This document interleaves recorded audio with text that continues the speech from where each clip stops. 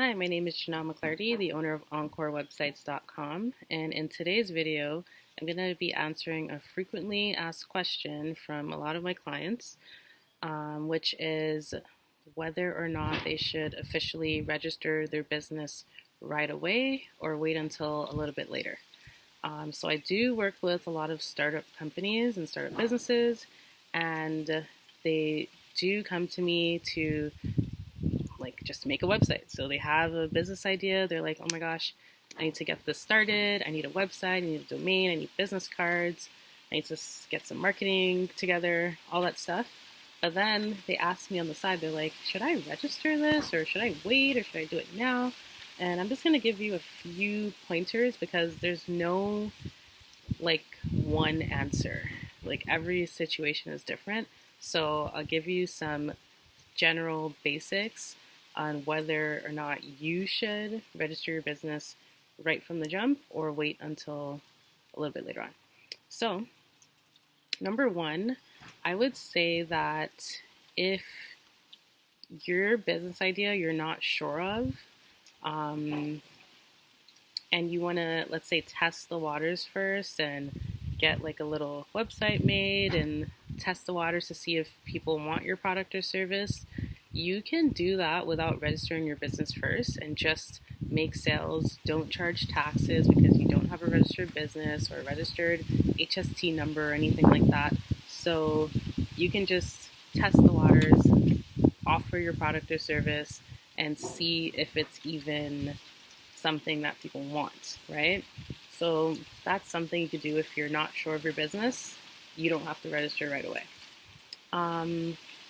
Another thing you can do is register your business as a sole proprietorship, or even a partnership. So just you under your name, or you and another person's name, or a couple of other people's name as a partnership. That in Toronto, I know for Ontario only costs around $60. So you have something that's officially yours. You can invoice people under that. You can get expenses taxed under that since it's under your business name, anything you purchase that's business related. So you're not venturing into the incorporating side, which costs a few $100s. You're not going all the way over to that side, but you're still an actual business, still have some protections, some advantages of having it registered, and you can operate like that. So just registering it as a sole proprietorship could work for you from the jump. And then you have people who just dive right in and you want to incorporate right away.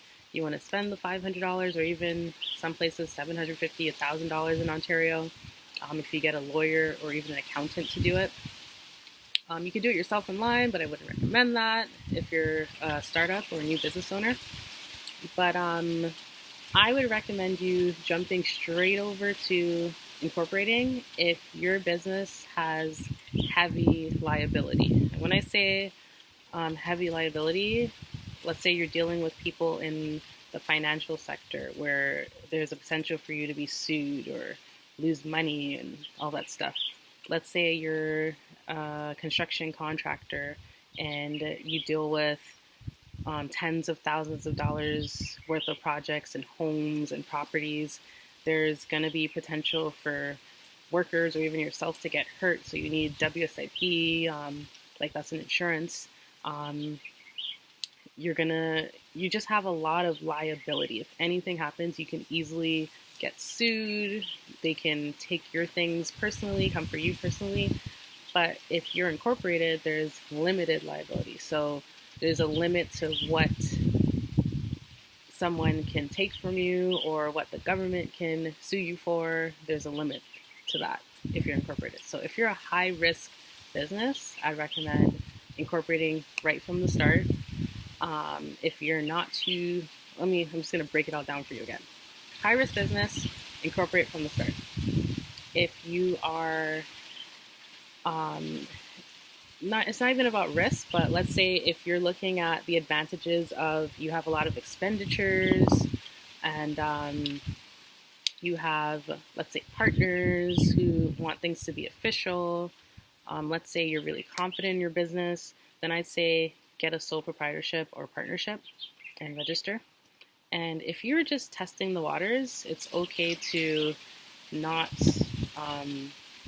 register at all and just operate, don't charge taxes, and when you do start, I think, well, in Ontario, once you make $30,000, then you have to start charging taxes. You have to register. You have to register your business. You have to register for an HST number, all that stuff.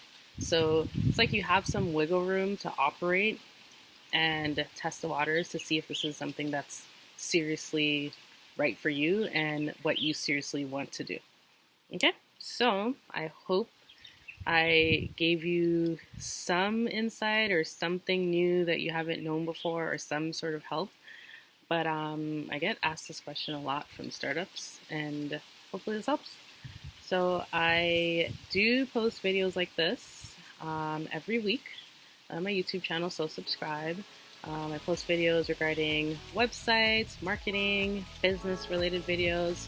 So if you do have any questions or if you want to see other videos like this, leave me a comment, send me an email. So once again, my name is Chanel McClarty, the owner of EncoreWebsites.com, and thank you so much for watching. Bye.